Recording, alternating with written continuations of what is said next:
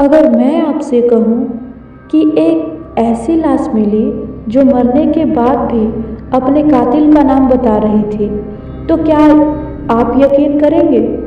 यह कहानी है एक ऐसे महल की जहां रात के 2:17 के बाद घड़ी चलना बंद कर देती थी और जो भी उस समय महल के तहखाने में जाता वह कभी पहले जैसे वापस नहीं लौटता।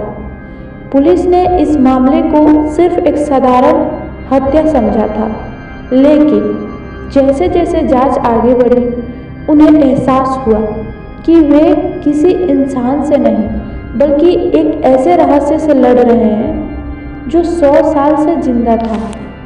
आखिर लाश बोल कैसे रही थी? क्या सचमुच कोई आत्मा थी या इसके पीछे छिपा था कोई राज या कोई रहस्य? एक ऐसा सच जिसकी कल्पना भी किसी ने नहीं की थी। इस कहानी का आखिरी मोड़ आपकी पूरी सोच बदल देगा, इसीलिए कहानी को अंत तक जरूर देखिए। रात के ठीक 2:17 शहर घने कोहरे में डूबा हुआ था। सड़कों पर सन्नाटा था। तभी पुलिस कंट्रोल रूम का फोन बजा। ड्यूटी ऑफिसर ने कॉल उठाई। दूसरी तरफ से आवाज आई। कुछ सेकंड तक सिर्फ भारी सांसों की आवाज सुनाई दी। फिर एक धीमी और कांपती हुई आवाज आई, वह अभी भी यही है? ऑफिसर ने पूछा, आप कौन बोल रहे हैं? लेकिन जवाब आया, मुझे उसने मार दिया। और कॉल कट गई। जब कॉल ट्रेस की गई तो लोकेशन देखकर सब हैरान रह गए। राजगढ़ महल, एक ऐसा महल जो पिछले 20 सालों से बंद पड़ा था। कहा जाता था कि वहाँ रात में अजीब आवाज़ें सुनाई देती हैं। कई लोग अंदर गए लेकिन डर के मारे भाग आए। कुछ ने दावा किया कि उन्होंने किसी को चलते हुए देखा, जबकि वहाँ कोई था ही नहीं। मामला इंस्पेक्टर आर्यन प्रताप को सौंपा गया। आर्यन बहादुर था। वह भूत प्रेत की बातों पर कभी विश्वास नहीं करता था। उसने तुरंत अपनी टीम तैयार की और रात में ही महल की ओर निकल पड़ा। करीब आधे घंटे बाद उनकी जीप महल के बाहर रुकी। विशाल के लोहे का जंग लगा फाटक, टूटी हुई दीवारें और चारों ओर फैली घना सन्नाटा। जैसे ही टीम अंदर पहुंची, महल का पुराना लकड़ी का दरवाजा अपने आप खुल गया। एक जवान घबरा गया, लेकिन आर्यन बोला, डरो नहीं, सच्चाई खोजनी है। वे धीरे धीरे अंदर बढ़े। हर कदम पर जूतों की आवाज़ पूरे महल में गूंज रही थी। तभी ऊपर की मंजिल से किसी के चिल्लाने की आवाज़ आई। सब ने टर्च घुमाई, लेकिन वहाँ कोई नहीं था। उस समय एक सिपाही चिल्लाया, सर इधर आइए। सब लोग तहखाने की ओर दौड़े। पत्थर की सीढ़ियाँ उतरते ही कमरे के बीचों बीच एक पुरानी लकड़ी की कुर्सी रखी थी और उसी कुर्सी पर एक लाश बैठी थी। उसकी आंखें बंद थी, चेहरे पर अजीब सी मुस्कान थी। ऐसा लग रहा था जैसे वह किसी का इंतजार कर रही हो। आर्यन धीरे धीरे आगे बढ़ा। उसने लाश की जेब की तलाशी ली। जेब से एक पुरानी पॉकेट घड़ी निकली। घड़ी की सुइयां ठीक 2:17 पर रुकी हुई थी। तभी पूरा तहखाना अचानक ठंडा हो गया। सभी की सांसों से धुआं निकलने लगा और कमरे के कोने में रखा एक पुराना रेडियो अपने आप चालू हो गया। पहले सिर्फ खरखराहट सुनाई दी, फिर एक धीमी आवाज आई। आर्यन, पूरी टीम एक दूसरे का चेहरा देखने लगी, क्योंकि आर्यन का नाम किसी ने नहीं बताया था। आर्यन धीरे धीरे रेडियो के पास पहुंचा। जैसे ही उसने उसे उठाया, आवाज फिर आई, देर हो चुकी है, वह जाग चुका है। आर्यन कुछ समझ पाता उससे पहले एक सिपाही डर के मारे चिल्लाया, सर लाश। सबकी नजर कुर्सी की ओर गई। जो लाश अब तक बिल्कुल शांत थी, उसकी उंगलियां धीरे धीरे हिल रही थी और उसके बंद होठ बहुत धीरे खुलने लगे।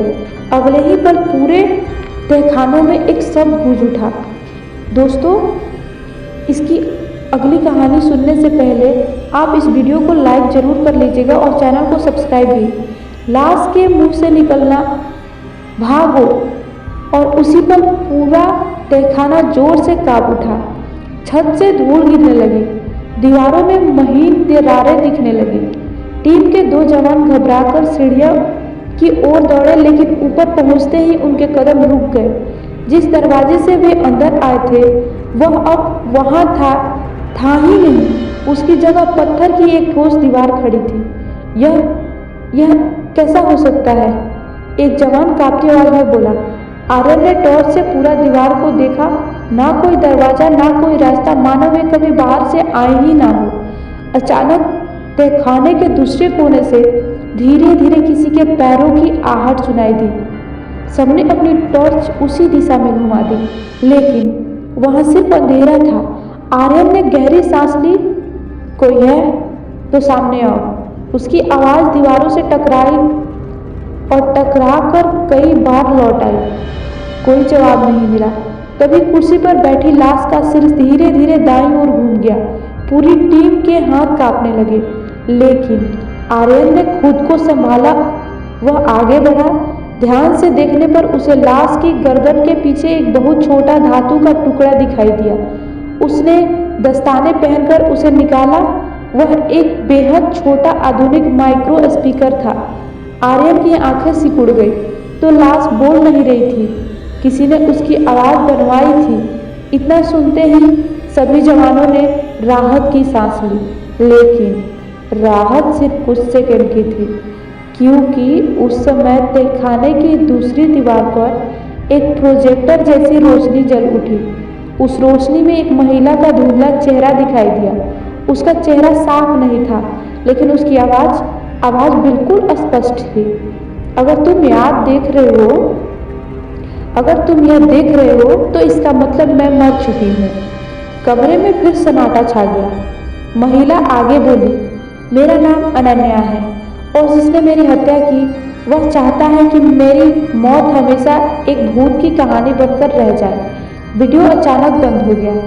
आर्यन समझ चुका था कि कोई बहुत चालाक अपराधी महल को भूतिया दिखाकर अपने अपराध छिपा रहा है।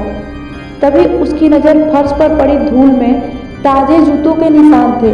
वे निशान महल के अंदर की ओर जा रहे थे। इसका मतलब साफ था, कोई अभी भी इस महल के अंदर मौजूद था। आर्यन ने धीरे से कहा, सब लोग सावधान रहो, हम यहाँ अकेले नहीं हैं। पूरी टीम उन पक्षियों का पीछा करने लगी। करीब 50 कदम आगे एक विशाल पत्थर की मूर्ति खड़ी थी। मूर्ति की आंखों पर लाल रंग का एक छोटा सा निशान बना था। आर्यन ने जैसे ही उसे छुआ, मूर्ति पूरी तरह धीरे धीरे एक तरफ खिसक गई। उसके पीछे जमीन के नीचे जाती एक गुप्त सुरंग दिखाई दी। सुरंग से ठंडी हवा आ रही थी और बहुत दूर से फिर वही आवाज सुनाई दी, आर्यन, अगर सच जानना है तो अकेले अंदर आओ। टीम के सभी लोग एक दूसरे को देखने लगे। आर्यन ने अपनी टॉर्च मजबूती से पकड़ी और बिना कुछ कहे उस अंधेरी सुरंग में पहला कदम रख दिया। अगर आपको लगता है कि यह सिर्फ एक साधारण हत्या की कहानी है, तो यकीन मानिए, असली रहस्य अभी शुरू भी नहीं हुआ है। अगले भाग में आर्यन उस गुप्त सुरंग के अंदर जाएगा, जहां उसे ऐसा सच मिलेगा जो इस पूरी कहानी की दिशा बदल देगा। और सबसे बड़ा सवाल, क्या सच में लाश बोल रही थी या कोई जिंदा इंसान सबको मौत के खेल में फंसा रहा था?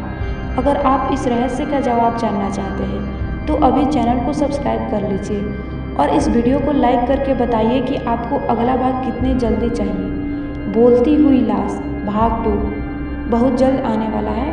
तब तक याद रखिए, हर आवाज़ सच नहीं होती, लेकिन हर सन्नाटा कुछ छिपा कर जरूर रखता है।